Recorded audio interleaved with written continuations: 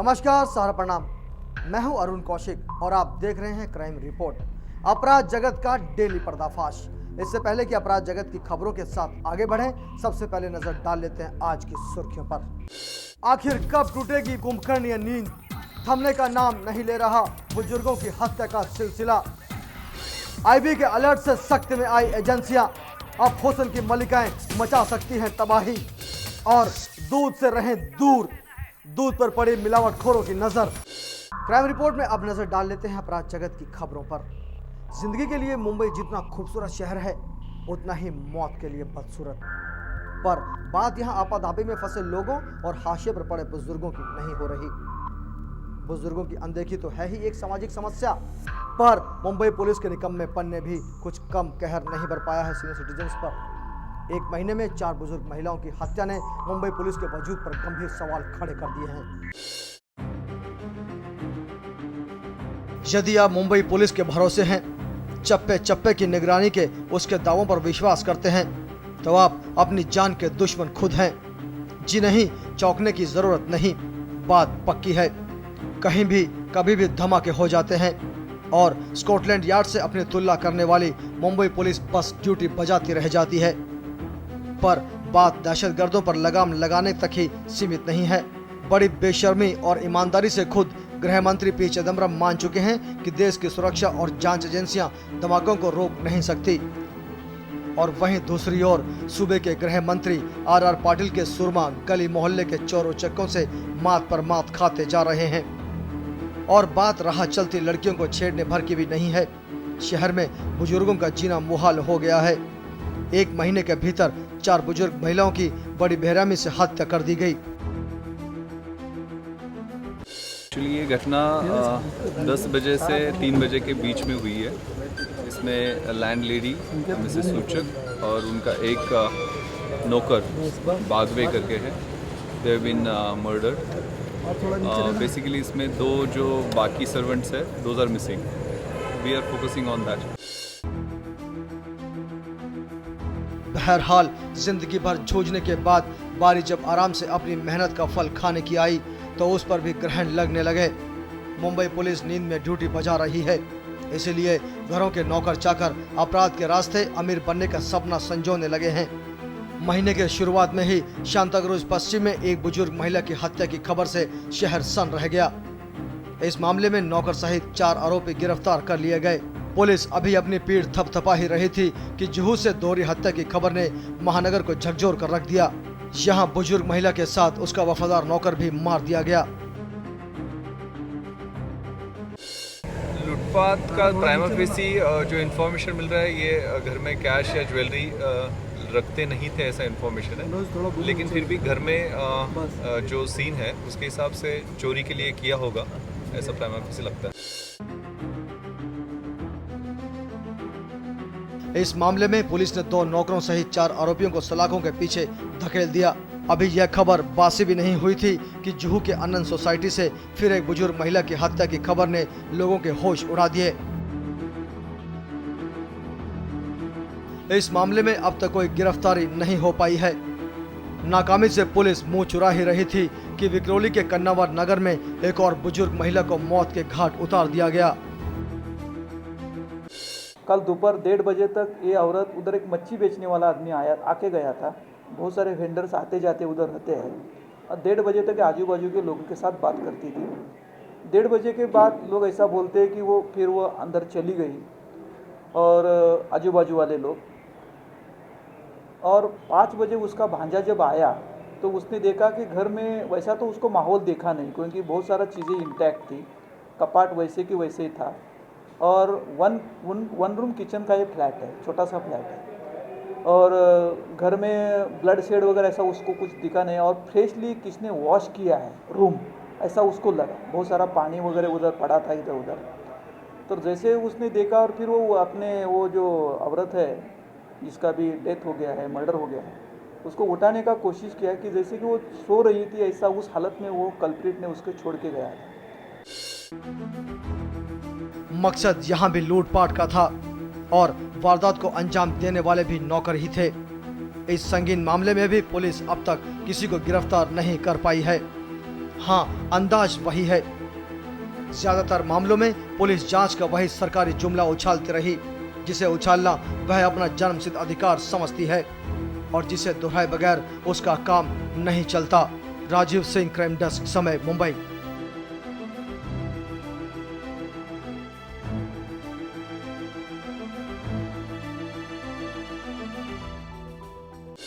एक तरफ जहां इंडियन मुजाहिदीन के दहशतगर्द मुल्क में कत्लो गारत की साजिश रच रहे हैं, देश को लहूलुहान कर रहे हैं, वहीं सरहद पार बैठे आतंकियों ने अपने नापाक मंसूबों के लिए नया गेम प्लान तैयार किया है।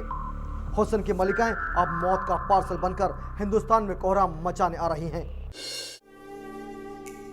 हुस्न की मलिकाएं मचाएंगी तबाही। मेहंदी से सजने वाले हाथों में होंगे हथगोले और दूसरे मौत के सामान। अपनी खूबसूरती से जमाने को अपना दीवाना बनाने वाली लड़कियां खेलेंगी खून की होली।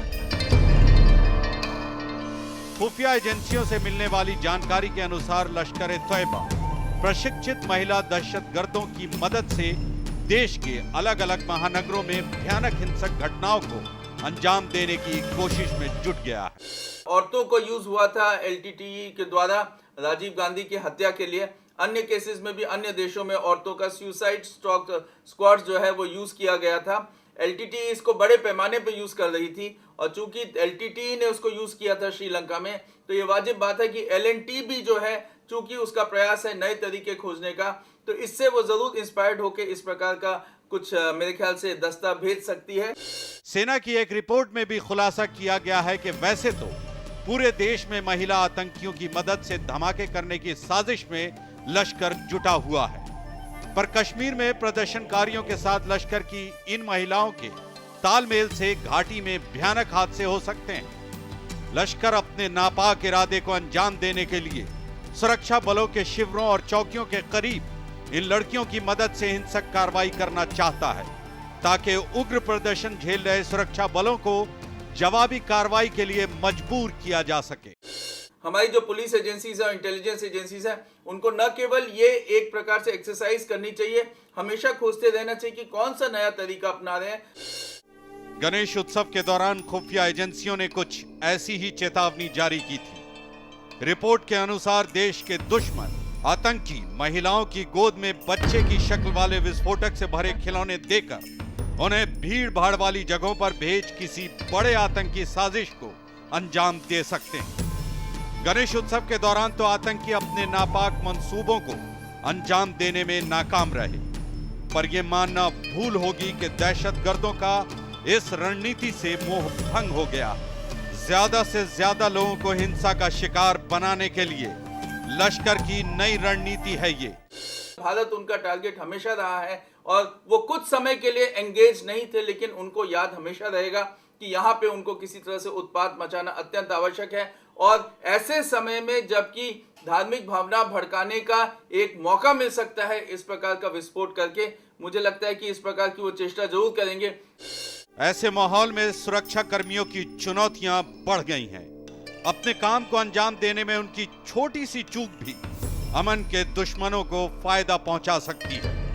लिहाजा सुरक्षा कर्मियों की मुस्तैदी के अलावा हमारी सतर्कता और एकता भी दहशतगर्दों के खतरनाक मंसूबों पर लगाम लगाने में अहम भूमिका अदा कर सकती है। क्राइम रिपोर्ट में लेते हैं छोटा सा ब्रेक, जल्द हाजिर होते हैं। आप देखते रहिए क्राइम रिपोर्ट, अपराध जगत का डेली पर्दाफाश।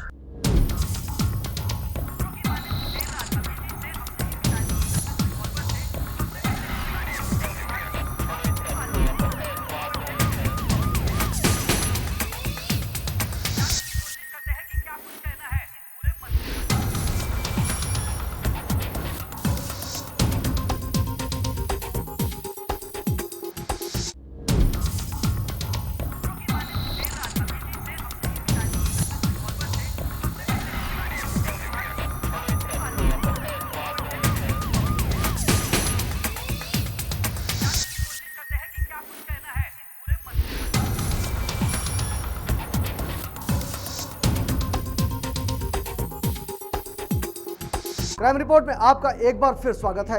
अब नजर डाल लेते हैं अपराध जगत की बाकी खबरों पर। इनकी उम्र इनकी करतूत पर पर्दा डाल देती। इनकी मासूमियत इनके अपराधों को बड़ी आसानी से छिपा देती। लिहाजा अपने शौक को पूरा करने के लिए ये एक से बढ़कर एक गुनाह करते चले गए और किसी को भनक तक नहीं लगी। ये इतने शातिर थे कि इनकी दी गई वारदातों का एक भी मामला पुलिस स्टेशन में दर्ज नहीं था। पर जुर्म की भी एक उम्र होती है, इसलिए चोरी और सेंधमारी की दुनिया के नन्हे उस्ताद पहुंच गए सलाखों के पीछे।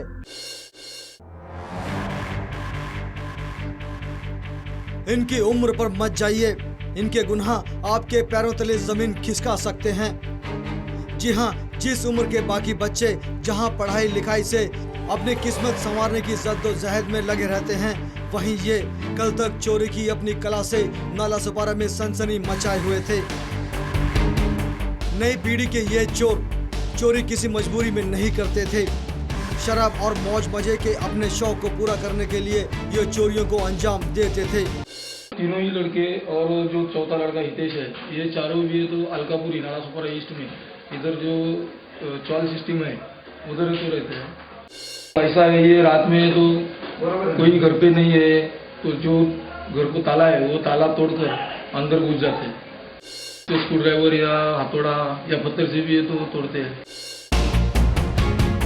जितनी हैरत आपको नाबालिग बच्चों के इस गैंग को देखकर हो रही है, उतनी ही सख्ते में आप चोरों के इस गिरोह के मॉडस ऑपरेंडी को जानकर भी होंगे। इस गैंग में सबका काम बटा था। गैंग का सरगना हितेश जहां चोरी के माल को बेचने का काम करता था, वहीं मंगल, अमोल और प्रदीप चोरी की वारदातों को अंजाम देते थे। और इसके लिए भी इनका एक खास तरीका था। जिस घर में ये चोरी करते थे उसकी पड़ताल ये दिन में ही कर लिया करते थे और फिर मौका मिलते ही अपने गुनाह को अंजाम देकर निकल जाते थे।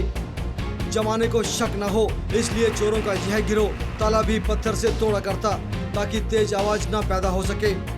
इनके बीच का तालमेल इतना बेहतर था कि पुलिस थाने में आज तक इनका एक भी गुनाह दर्ज नहीं हुआ था। मंगल, अमर और प्रदीप ये तीनों मिलकर रात के समय में कोई बिल्डिंग में नहीं रहने के बाद उधर का ताला तोड़कर चोरी करते हैं। उन्होंने तीनों ने भी चोरी किया है। नालासोपारा ईस्ट में 2 जगह पर ऐसा कबूली दिया है और ऐसा कबूली देकर उनका ही एक दोस्त है हितेश, जो है तो अंडर 18 साल के ऊपर का है, तो उसने रिकवरी देने का अभी तो उससे टेस्ट किया है लेकिन अभी रिकवरी हुआ नहीं है। ये जेएनएल जो लड़के हैं कम उम्र वाले नाबालिग, इन्हें तो भिवंडी कोर्ट में हाजिर करने के लिए तो भेजा जा रहा है। इस गिरोह के कुछ लोगों को नालासोपारा के डिटेक्शन ब्रांच ने गिरफ्तार किया है, जबकि बाकी की तलाश के लिए पुलिस जगह जगह दबिश दे रही है। एम जाकिर, क्राइम डेस्क, समय, मुंबई। क्राइम रिपोर्ट में आज बस इतना ही। आपसे आप सोमवार को होगी मुलाकात। तब तक आपसे है गुजारिश, रहें होशियार और लड़ते रहें जुर्म से। हम हैं आपके साथ और देखते रहिए क्राइम रिपोर्ट, अपराध जगत का डेली पर्दाफाश। क्राइम रिपोर्ट की पूरी टीम के साथ अरुण कौशिक को दीजिए अनुमति। सहरा प्रणाम।